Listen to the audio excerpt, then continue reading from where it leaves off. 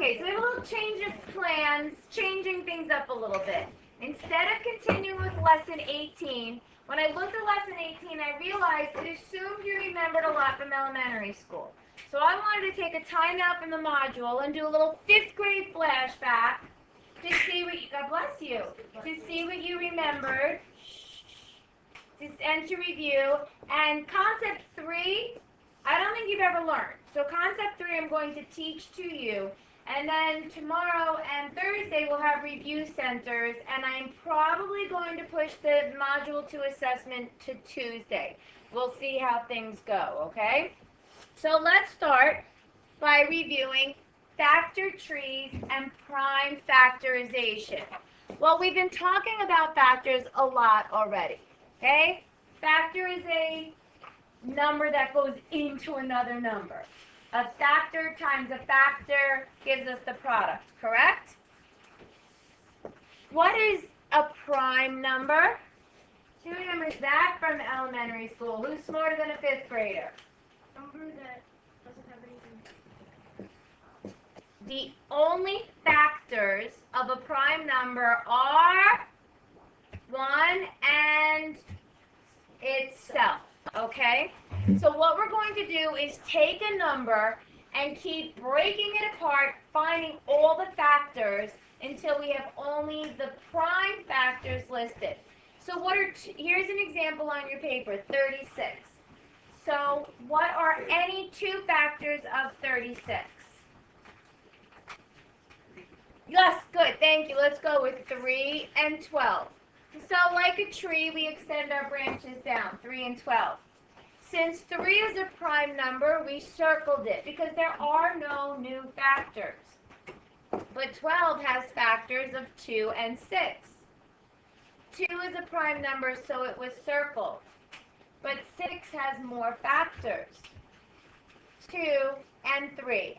We always circle the prime numbers because that's where the branch is going to end because there are no more factors. So every number that is circled gets brought down. Every number that's brought down should be a prime number because we're only looking at prime factors. Let's check. What's 3 times 2? 6 times 2? 12. Times 3? 36. Okay, so that worked. We can write this with exponents. Remember exponents? I have 3 and 3, so that's 3 squared. 2 times 2 is 2 squared. So I could also write 36 as 2 squared times 3 squared. Okay, so we're going to draw these factor trees that show us only the prime factors. Let's try some together. 28. We have a couple choices. What's one way that you want to start? Times 14. We can do 2 times 14. Did anybody have a different suggestion? 4 times 7. You could also start with 4 times 7 and you'll both get the same answer. Okay, it does not matter which set of factors you start with. 2 is a prime number, so I'm going to circle it. But 14 is composite, so it means it has more factors. And I'm so happy to see so many of you taking notes. What are factors of 14? Yep. 2 and 7. Those are both prime numbers, so we're done. Bring your factors down. 2 squared times 7 is your answer. Would you have to write 28 at the end? Nope, because 28 was my original answer. This is your answer. That's your final answer because they want it in exponent form. Okay? What? Exponents is that the small 2 that tells us how many times we're multiplying the factor. I thought prime numbers were only 1 because... Nope, prime number is any number where the only factors are 1 and itself. No other numbers go into it besides 1 and itself. Let's try number 2, 45. What are 2 factors of 45? Yep. 5 is a prime number. There are no other factors. But 9 has what factors? 3 times 3. Yeah, 3 and 3. So let's bring all our factors down. Usually when the factors are brought down, they're written in order from least to greatest. I would just bring them all down, make sure you don't forget any. 1, 2, 3, 1, 2, 3. How am I going to write that using exponents? Squared times 5. Okay? Because I have 2 3s, so it's 3 to the second power. Everybody try 3 and 4 on your own. All right, let's go over this. There's lots of ways you could start this one. 25 and 2, 5 and 10. What do you want to go with? 5 and 10. All right.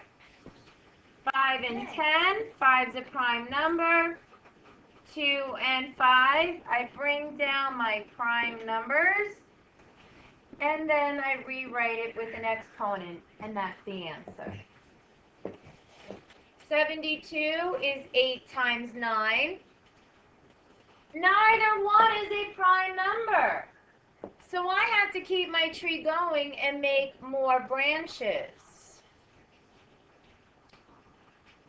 3s are prime numbers, but 4 keeps going. Whoever's whistling, please stop. Let's bring down all the prime numbers. You can go back and count, make sure you didn't forget any.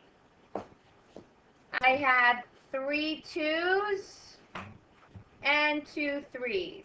So that's your answer in prime factorization. All right, looks like this is a good review. I'm glad we did this.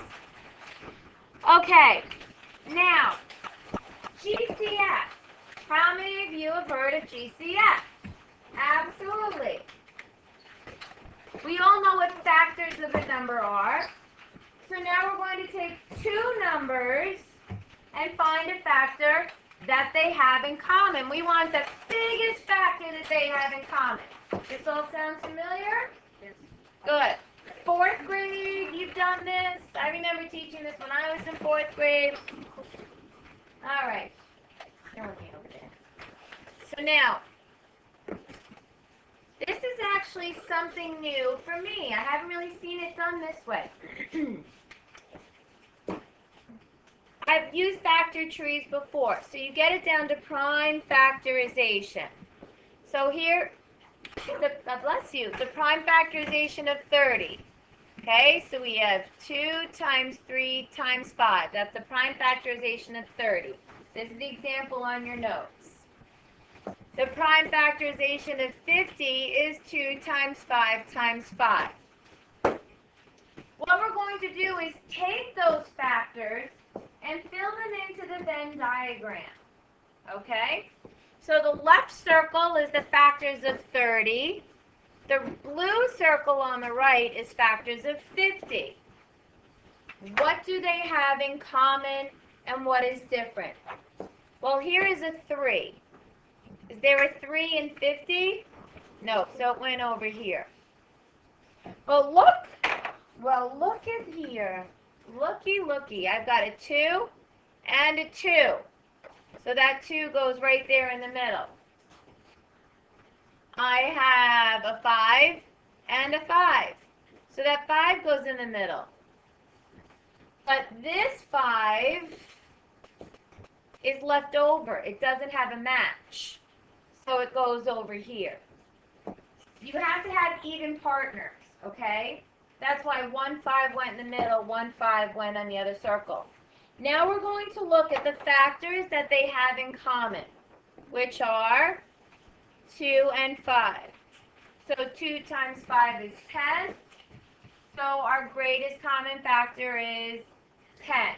So that means the largest number that can go into 30 and 50 is 10. There is no number larger than 10.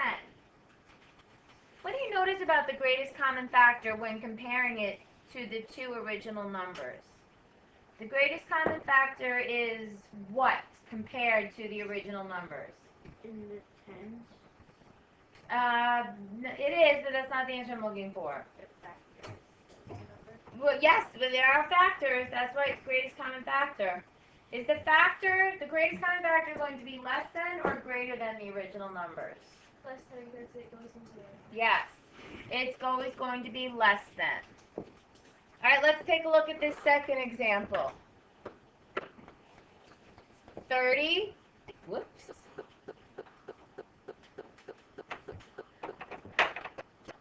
30 and 45. So we start by making our factor tree for 30, 2 times 3 times 5. Here's our factor tree for 45, 3 times 3 times 5. Now let's look for pairs. I have a 3 and a 3, so here it is. I have a 5 and a 5, so here it is. Nothing else matches. There is no other 2, so the 2 goes here. There's no other 3, so the 3 goes here. Looking at the factors that they have in common, 3 and 5.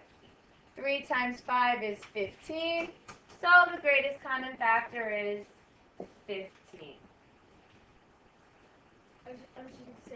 Yeah, it should be a 15. Let's do number 1 step by step together, but on your own. So the two numbers are 45 and 60. So right now, do your two factor trees for 45 and 60. Okay?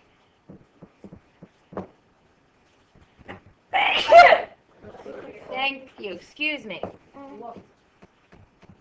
So 5 and 9.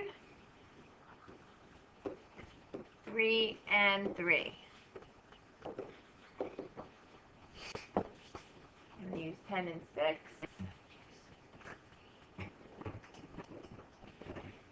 And the factors of 6 are 3 and 3.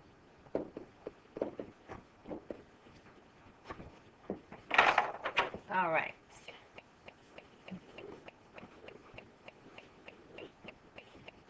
So now that I have my factor trees, and did I make a mistake? I turned around, lots of hands are up. That's very good. That's the number one mistake people make when doing factor trees. What did I do?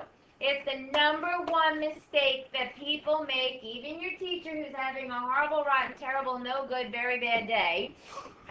What did I do wrong? See, I did that on purpose to show you what people usually do wrong. So this was a teaching moment. I did it on purpose. What did I do? You're supposed to go from the least to greatest to make it easier and Well, that I did. But take a look at this right here. Take a look at that. What did I do wrong? I did. I looked at add-ins instead of factors. Oh, I see. So that was supposed to be 3 and 2.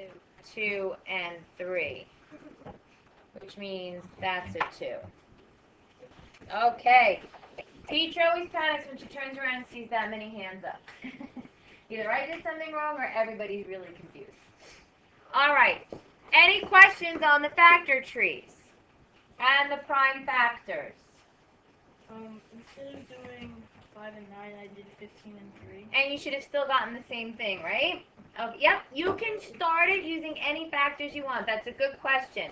Did anybody else start it with something different than 5 or 9? Okay. Did anybody start this with something different than 10 and 6? You could have used 20 and 3. Doesn't matter which factors you start with, you'll still end up with the same prime factors. Good question. So let's look for pairs. I'm going to use colors. You might want to use highlighters or colored pencils. Well, I have a group of 3s. That matches, so that's going to go in the middle.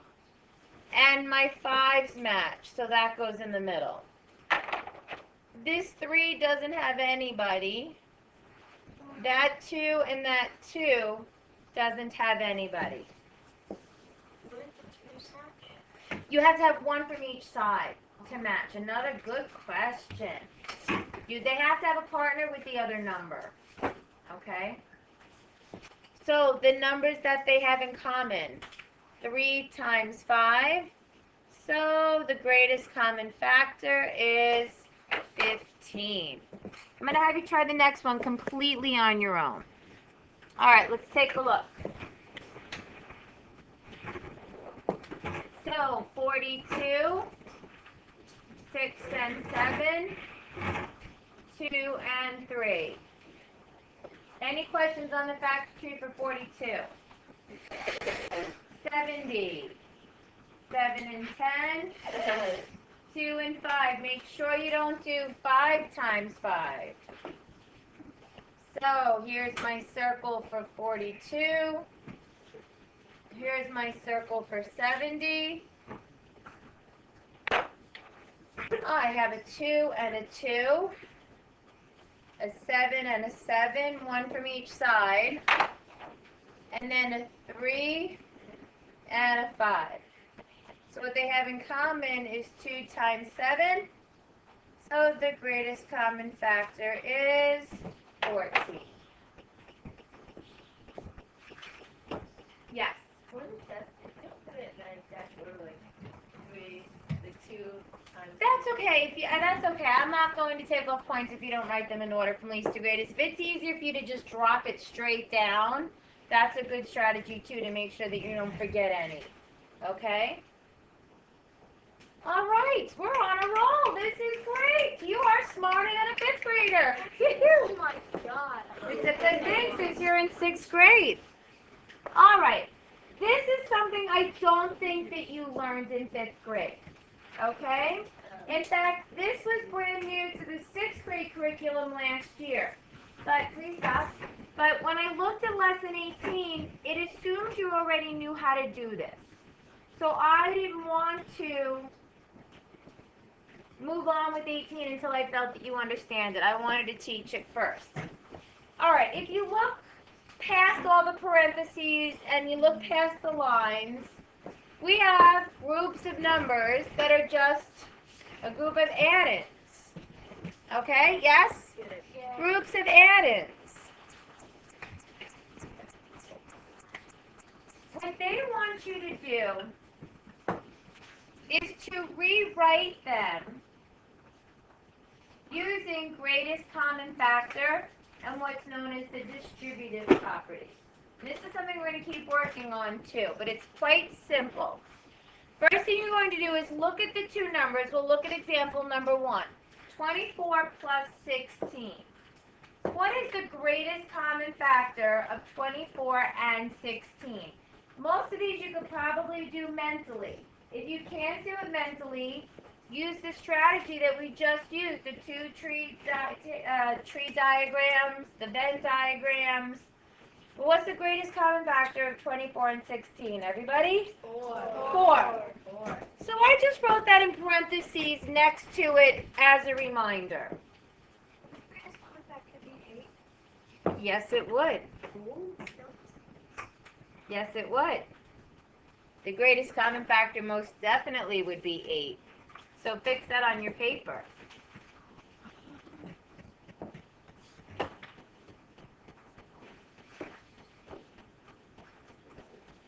(24) divided by 8. So what we're going to do is take this 8,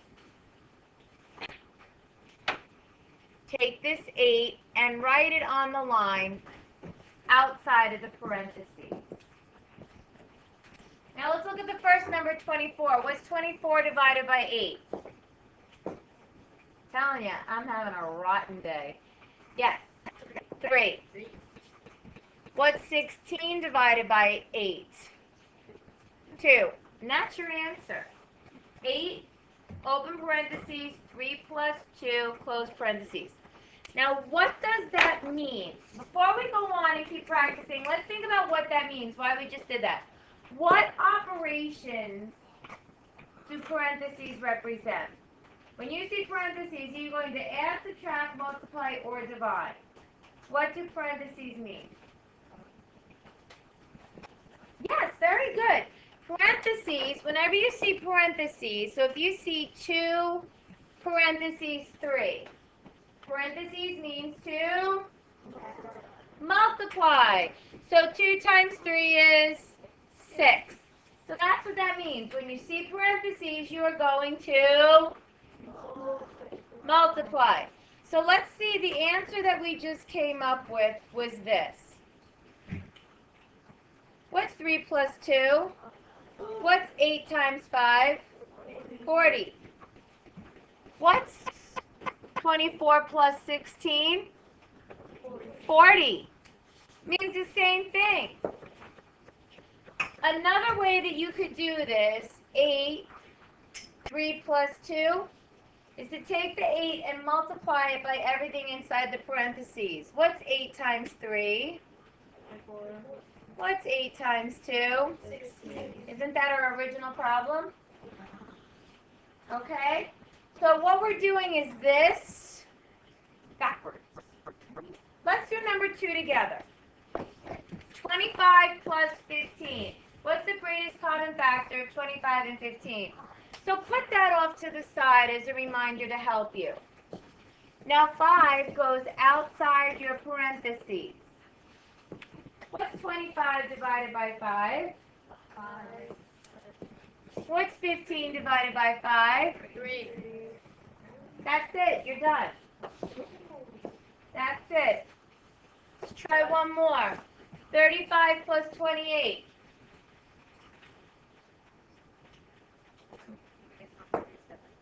7. So 35 divided by 7 is? 28 divided by 7 is? And that's your answer. You're taking the greatest common factor and pulling it out of both of those add-ins and rewriting it as a multiplication equation. So I'm going to have you try these now and we'll go over them. Okay, we ready? No. No. I'm really close to this. Okay. So for number 4, the greatest common factor is 9, 7 plus 6, 10, 8 plus 3, 3 times 4 plus 3, 7, 18 plus, times 3 plus 2. It is supposed to be 9. If you got 9, then you had 6 plus 4. 6 and 4 have a common factor of 2. You have to use the greatest. Remember, that's what I did for number 1. Remember when I pulled out the 4 instead of the 8? Yeah. So that's number 7 was tricky. Look at the numbers in the parentheses and see if they have another common factor. In this case, they did, which was 2. So 9 times 2 is 18. So number 8 was 7 times 7 plus 12, 6, 4 plus 3, 4, 5 plus 11, 4, 1 plus 3, 2, 3 plus 4. Questions on any of these? So when you're doing your homework tonight, look at the numbers you have inside the parentheses and make sure they don't have another common factor and that you use the greatest common factor.